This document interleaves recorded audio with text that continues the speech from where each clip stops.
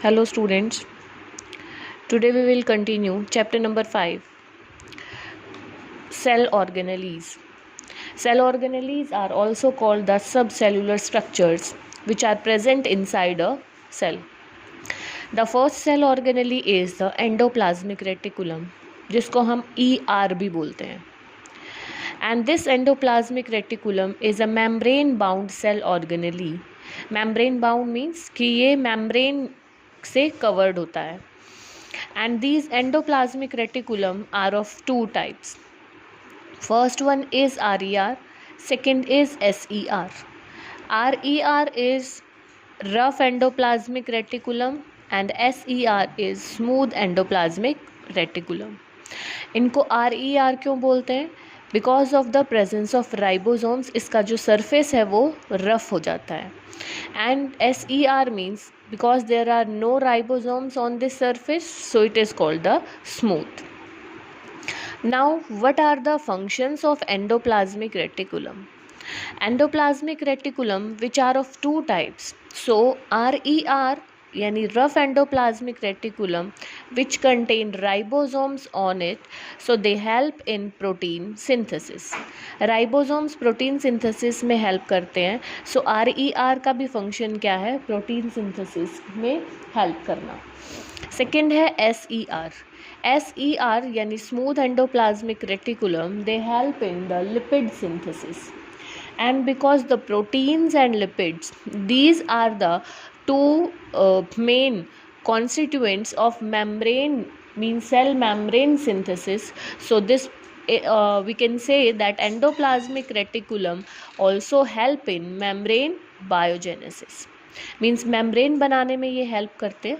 So it is called the membrane biogenesis. Third function is it helps in the transport of substances के transport में, इधर से उधर ले जाने में, एक जगह से दूसरी जगह सेल के अंदर इसको लेके जाने में हेल्प करते हैं.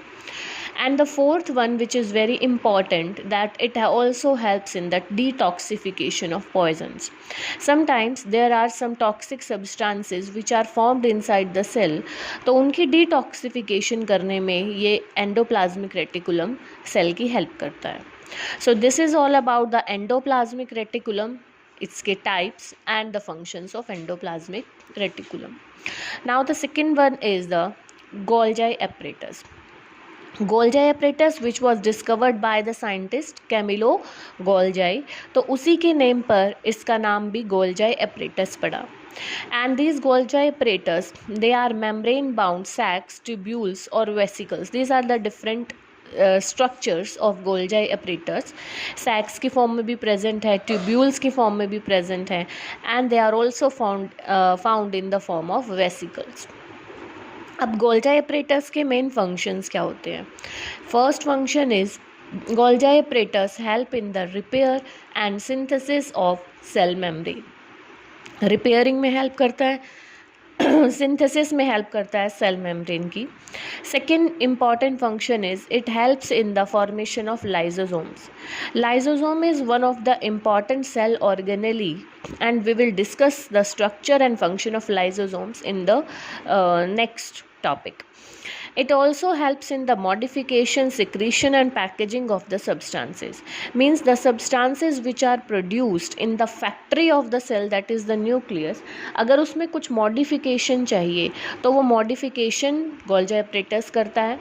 इसके अलावा कुछ substances हैं, कुछ secretions हैं जो secrete होते हैं Golgi apparatus के through, and it also helps in the packaging of the substances. Means substance को pack करेगा और तब वो पैकेज सब्सटेंस एंडोप्लाज्मिक रेटिकुलम क्या करेंगे? ट्रांसपोर्ट कर देंगे एक पार्ट से दूसरे पार्ट पर. Third cell organelle is the lysosomes. अभी हमने पढ़ा कि लाइसोसोम्स कहाँ फॉर्म होते हैं.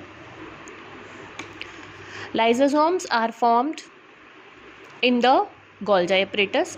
अब लाइसोसोम्स क्या होते हैं? They are the spherical vesicles with single membrane which contain digestive enzyme. Single membrane है, डबल मेम्ब्रेन नहीं है, वेसिकल्स की फॉर्म में छोटे छोटे वेसिकल्स हैं, इस तरह के राउंड राउंड स्ट्रक्चर्स में प्रेजेंट होते हैं जिनको वेसिकल्स बोलते हैं।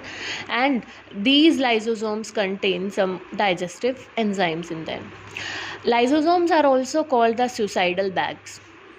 Why they are called suicidal bags? Because if the cell gets damaged, so these lysosomes they may burst and the digestive enzymes they are released. और अगर डाइजेस्टिव एंजाइम रिलीज हो गया तो वो सेल को क्या करेगा? डाइजेस्ट कर लेगा। दैट मीन्स अपने ही सेल को डाइजेस्ट कर लेगा। That's why it is called the suicidal bag.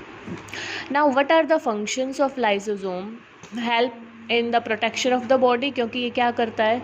अपने ही सेल को, worn out सेल को डिस्ट्रॉय कर देता है, डाइजेस्ट कर लेता है।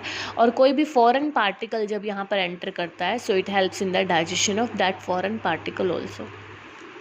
It also helps in removing dead and worn out cellular organelles, कि अगर कोई सेलुलर ऑर्गेनली है वो डेड हो गया है, वॉर्न आउट हो गया है, उसको रिपेयर की ज़रूरत है या रिपेयर नहीं हो सकता, तो ये क्या करते हैं कि उन सेल ऑर्गेनलीज को ये डाइजेस्टिव एंजाइम रिलीज़ करके और डाइजेस्ट कर लेते हैं। Next, fourth cell organelle is the mitochondria, which is also called the powerhouse of the cell. क्यों बोलते हैं इसको power house? Because they release energy in the form of ATP।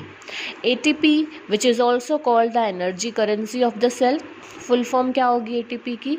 A for adenosine, T for tri and P for phosphate. So it is the adenosine tri phosphate. This mitochondria is a double membranous structure. Double membrane present होती है इनके अंदर, and outer membrane is smooth and porous, but the inner membrane is highly folded. Why this inner membrane is highly folded? कैसे होता है इसका structure?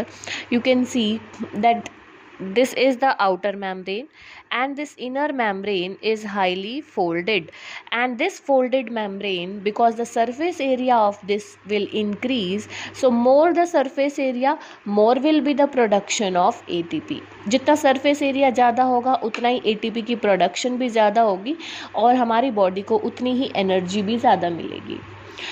Energy currency हमने बोला था इसको, ATP is called the energy currency of the cell. जैसे अगर हम मार्केट से कोई चीज़ लेने जाएं तो हमारी करेंसी हमें खर्च करनी पड़ती है, यानी पैसे खर्च करने पड़ते हैं, ऐसे ही हमारी बॉडी को अगर एनर्जी चाहिए तो वो एनर्जी करेंसी खर्च करनी पड़ेगी, and that energy currency is in the form of ATP.